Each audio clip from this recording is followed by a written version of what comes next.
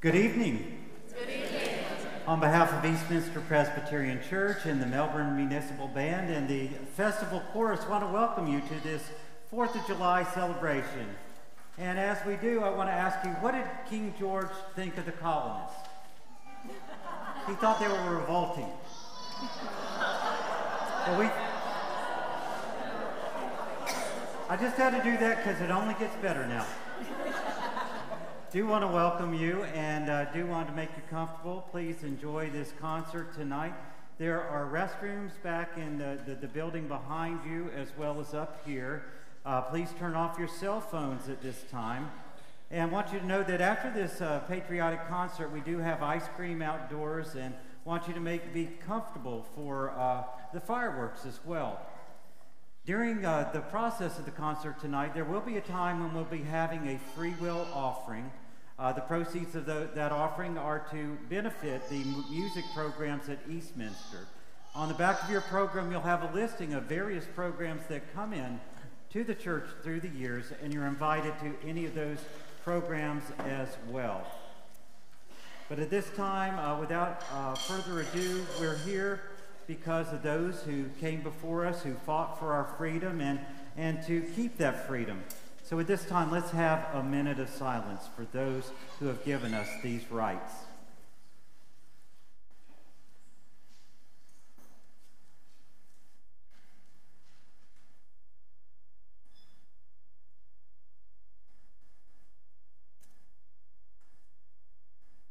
Amen. Please stand as we say the Pledge of Allegiance together.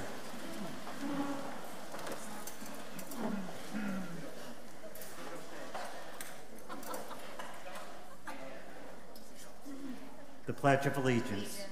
I pledge allegiance to the flag of the United States of America and to the republic for which it stands, one nation, under God, indivisible, with liberty and justice for all. Please remain standing as we sing the Star-Spangled Banner.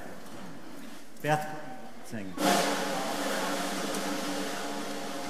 Oh, say, can you see by the dawn's early light what so proudly we hailed at the twilight's last gleaming, whose broad stripes and bright stars through the perilous fight o'er the ramparts we watched were so gallantly streaming, and the rockets went clear, the bombs bursting in air gave proof through the night that our flag was still there.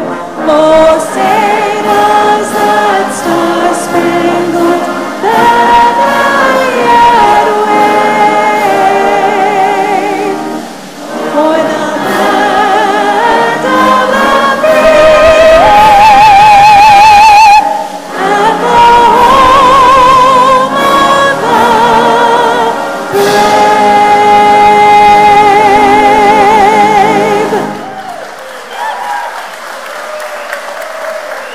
May be seated.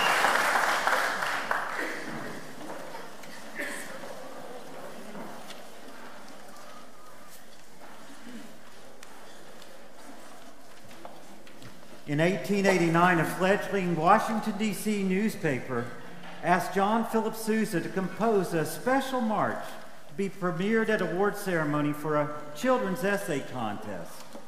With President Benjamin Harrison attending, a huge crowd came upon the grounds of the Smithsonian Museum, and they offered their approval for his Marine Band as he brought them through their new work. It quickly became one of the most well-known marches, not only in the United States, but in Europe as well. Today, the march bears the name of the newspaper, the Washington Post.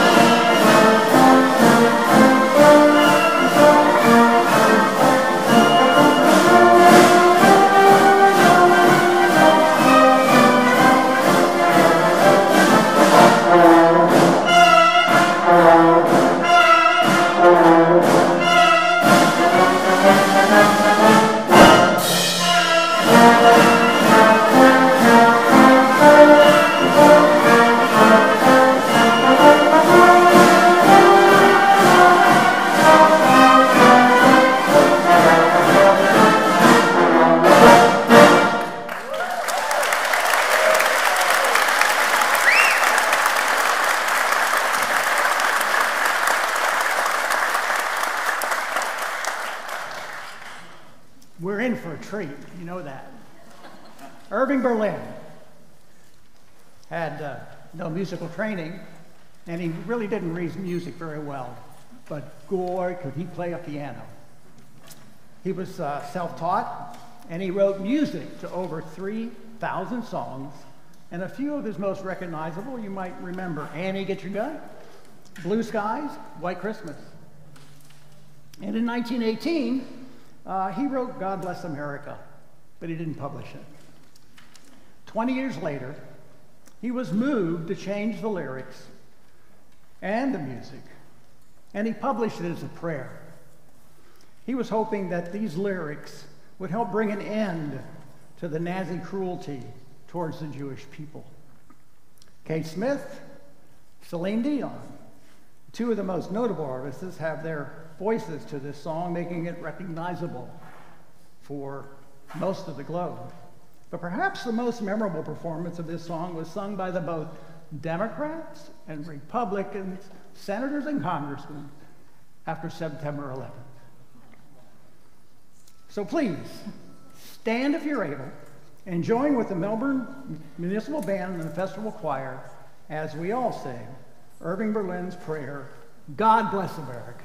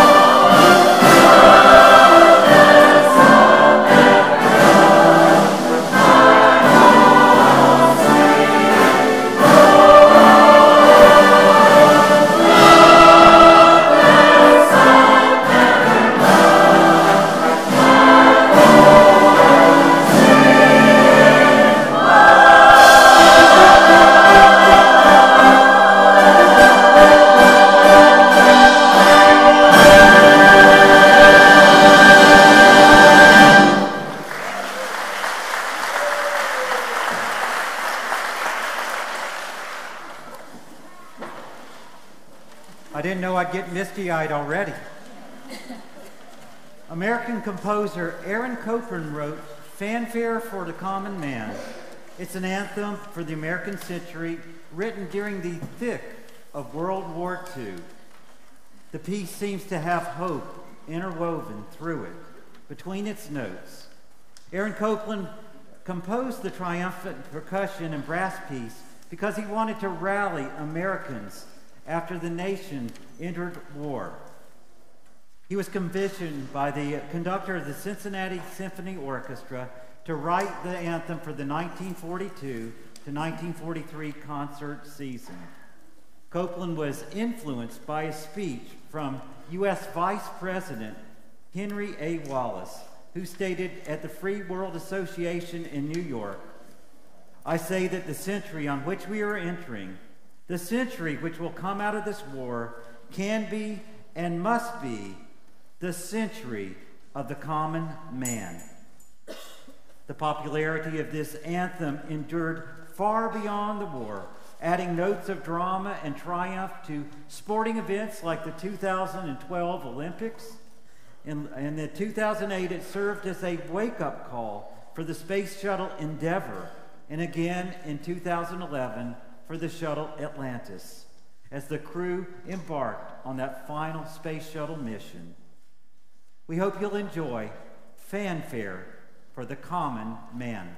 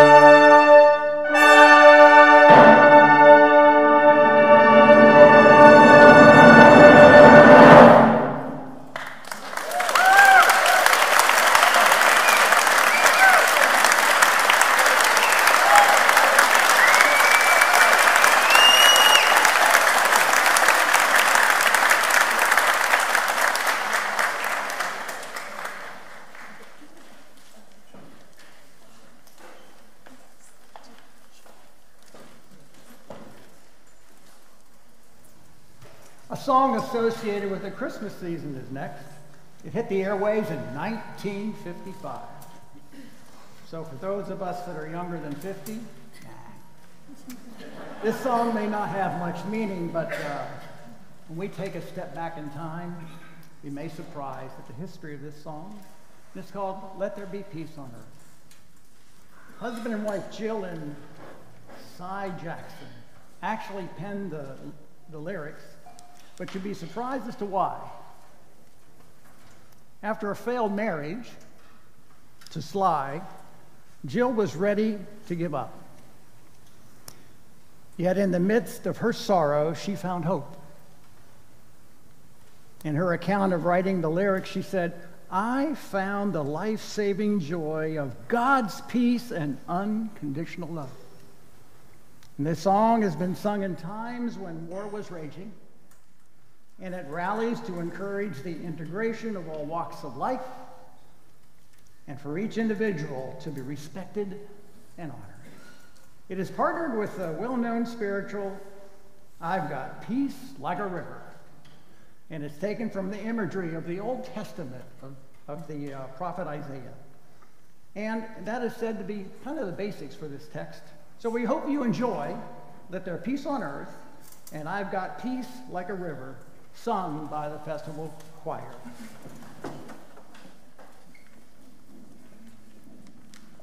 With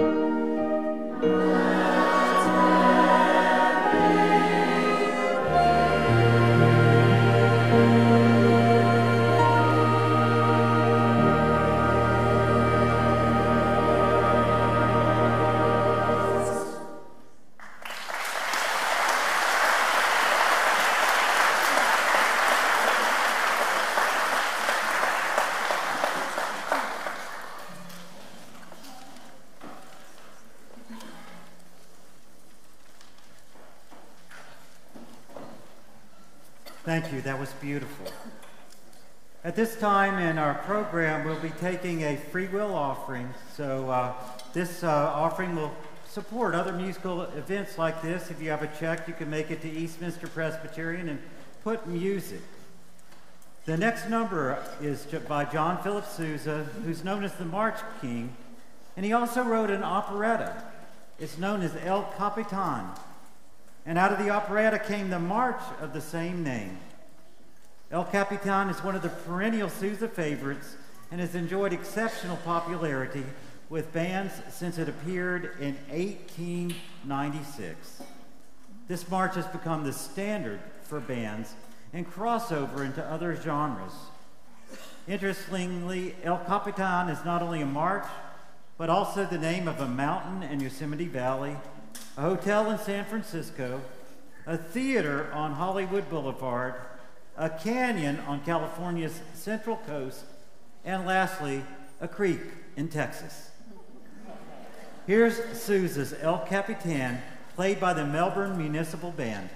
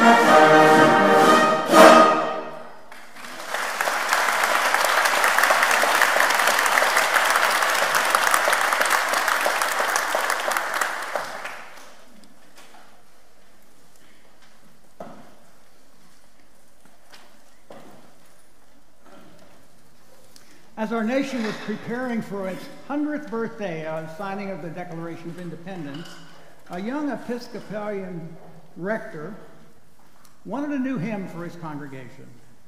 So Daniel Roberts was a Civil War veteran. He was in the Ohio, by the way. And he penned the lyrics to God Our Fathers. However, it was sung to a much different tune, and he had it for his congregation. But in the late 1890s and middle 1890s, a organist at St. Thomas Episcopal Church in New York City by the name of George Warren was asked to write a new tune. So the tune he wrote is the one we use with this hymn today, and it's entitled National Anthem. Because of its use in that holiday and all the holiday since, it's become widely known. And it is really a wonderful tune. And we ask everybody to stand as we sing the tune of National Hymn.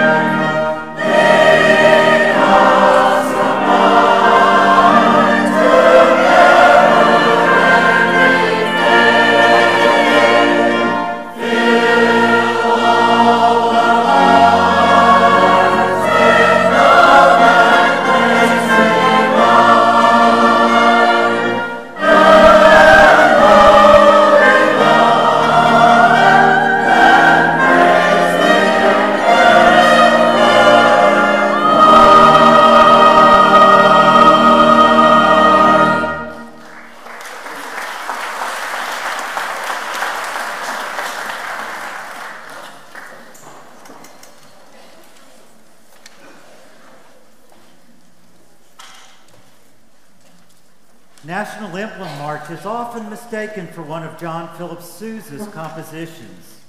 In fact, it's the most famous non-Sousa march outside of Sousa's compositions. It's stirring in its procession of musical events. It winds through 3 sections, each delivering a recognizable musical theme. By the way, the composer is E. Bagley. We hope you enjoy National Emblem March.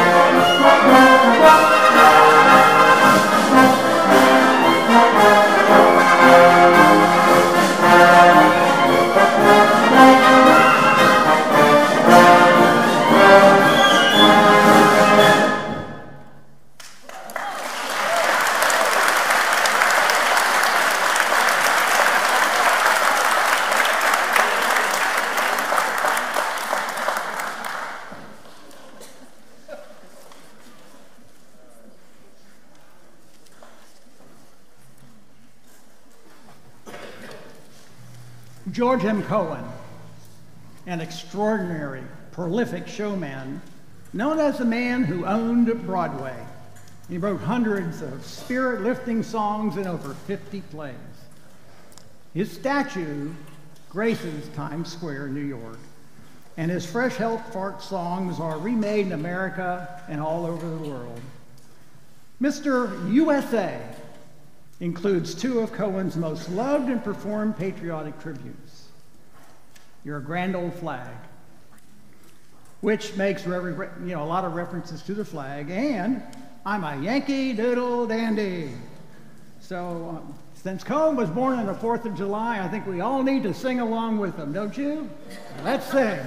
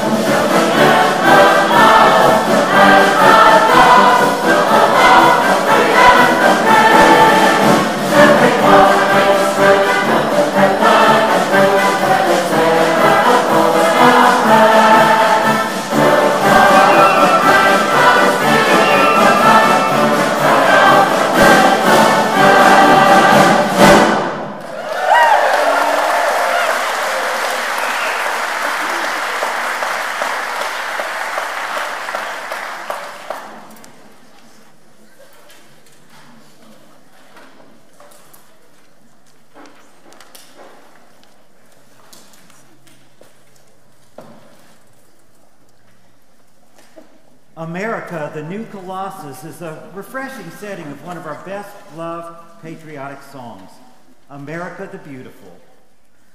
When Catherine Bates, who stood at 14,000 feet above on Pikes Peak, gazed upon the purple mountain majesties, the amber waves of grain, she penned those words into a poem. The melody we've come to associate with those words was written by Samuel Ward. Woven into this song are also the words that are written on the Statue of Liberty. Give me your tired, your poor, your huddled masses yearning to breathe free. These lines form a sonnet called The New Colossus, written by Emma Lazarus. We welcome guest conductor Beth Green to the podium as the festival chorus sings, America, the New Colossus.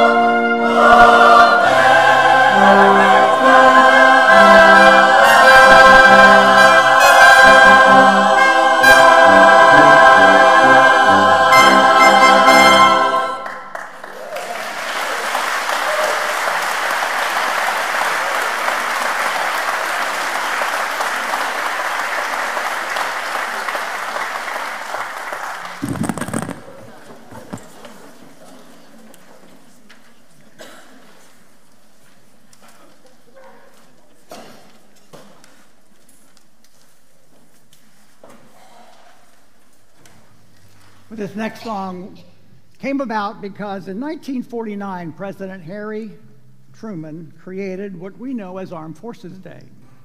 It's a day to give thanks to our military personnel for their service and for their sacrifice for this country. So today, on Independence Day, we want to honor those of you who have served in the military in whatever branch you were in, and also a loved one. If you're here and your service member has passed and you'd like to stand in recognition of their service, we invite you to do that. And this is the Armed Forces Salute.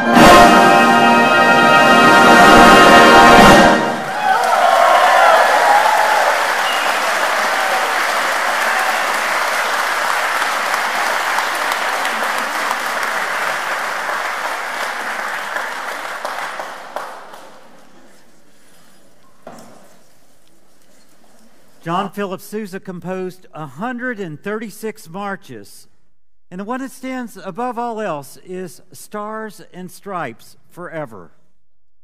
He was moved to write this march, remembering his time as a leader of the Marine Band and his recollection of the American flag flying over the White House. Stars and Stripes became his best-known work and officially our national march in 1987. We know you'll enjoy Stars and Stripes Forever, played by the Melbourne Municipal Band.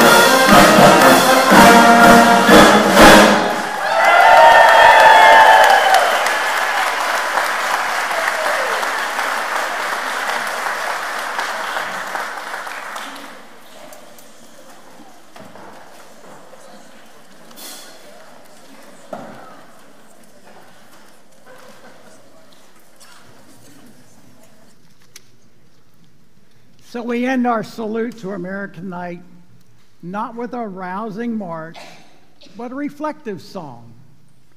It reminds us of sacrifice. Not only servicemen leaving their families and friends, but for the unknown, for those that are in battle, a battle for our freedom.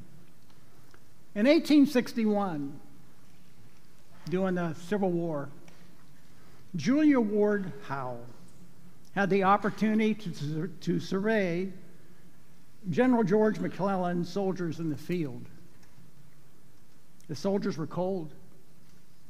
They were hungry. They were injured. They wanted the conflict to be over, and they wanted to go home. Miss Howell returned to her hotel, and she was inspired to write all night.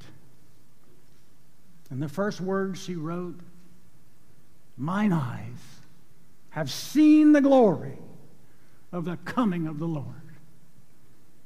She wrote and she wrote until all the suffering and all the pain was on that paper.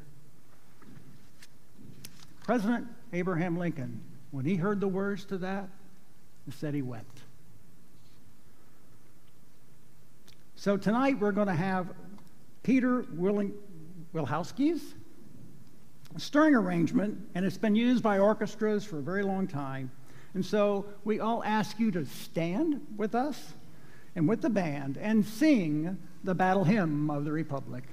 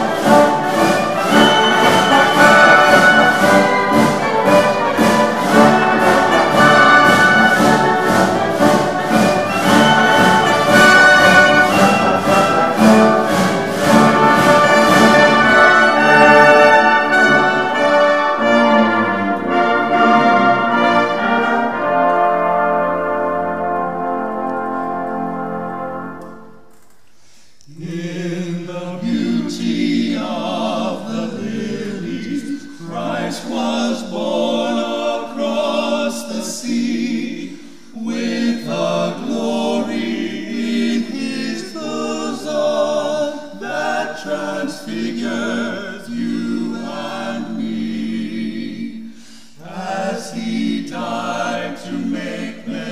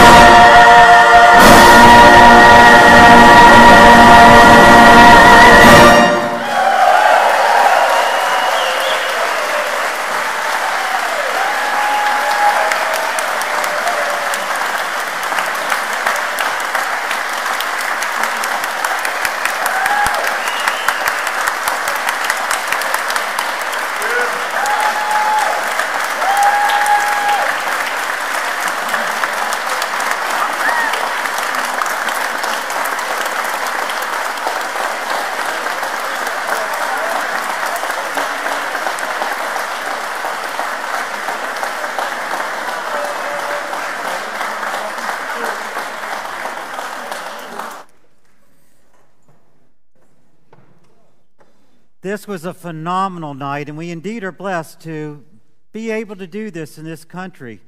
As you get ready to go, I want to let you know one thing. In the pews right in front of you, in the rack, there's something that says Take One.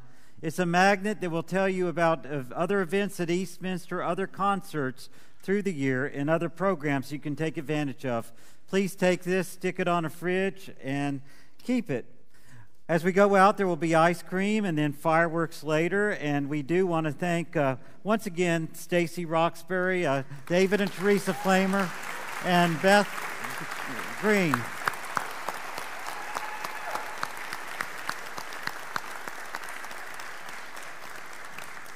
Please stand for the blessing.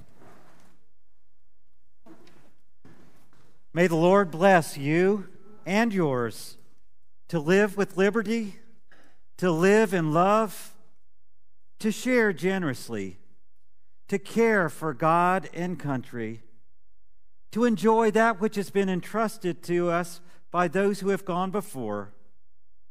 And may the generations that come be grateful for your sacrifice.